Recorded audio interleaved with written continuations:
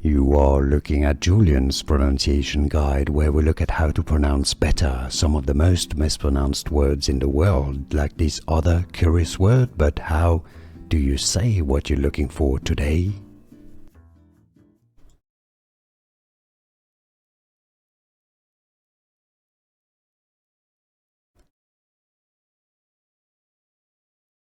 There are two slightly different ways of pronouncing this name. It's a given name and the name of a spongy material. Amadou is how it's said in English, stressed on the first syllable A-ma-do. In French and other countries, Amadou.